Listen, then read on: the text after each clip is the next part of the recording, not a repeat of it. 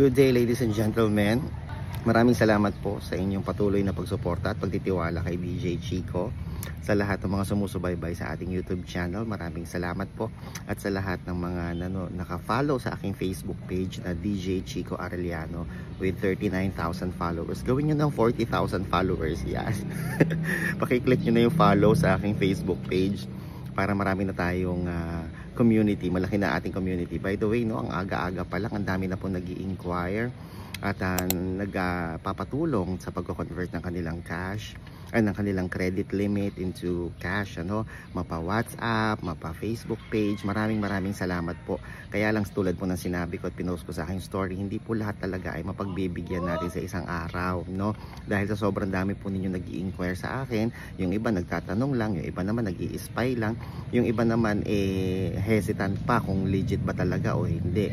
So masasabi ko lang po sa inyo, kapag kayo po ay may pagdududa, ang gagawin nyo lamang po ay makipag-video call po kayo upang makita po ninyo kung talagang si DJ Chico nga po ang inyong ka-transact. By the way, nalulungkot ako kasi meron tayong isang client na nagpa-trade po ng halagang 100 piso.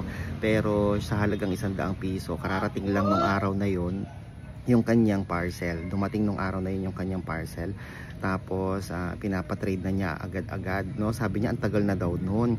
Nung araw lang naman yun dumating yung kanyang parcel. So parang nakakalungkot nga po dahil sa bilis nung kararating lang nung araw na yun, gusto niya matrade kagad nung araw na yun. You have to remember, ladies and gentlemen, na ating processing pagdating sa inyo ng parcel ay within that day, Minsan mabilis, pero hindi naman umaabot o lumalampas po ng isang araw. Reminder lang din, kapag Sabado, Linggo at holiday, wala po tayong processing, Wala po tayong processing, So ito yung kanyang message sa atin. Galit na galit po siya. Hindi ko naman alam kung ano yung kanyang pinagdaraanan kasi hindi pa naman umaabot ng 24 hours mula nung dumating yung kanyang parcel.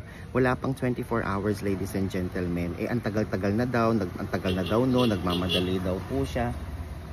Ang tagal-tagal na daw noon at kailangan na daw niya yung kanyang pera.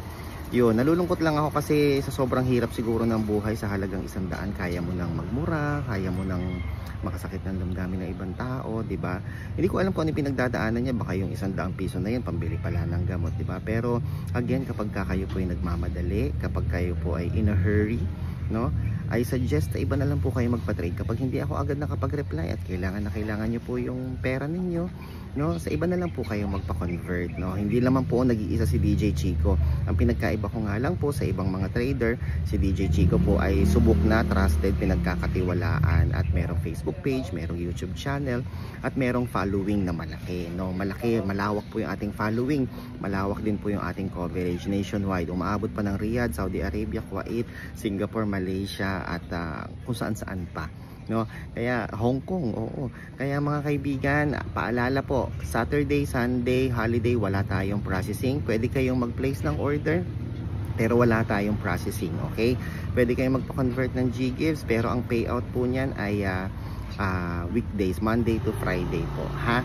Kaya kung ako po sa inyo, please be patient. Kung nagmamadali kayo, urgently needed, badly needed, subukan nyo po sa iba na lang po kayo magpa-trade, okay po? Ako po si Chico. Enjoy the rest of the day and God bless po.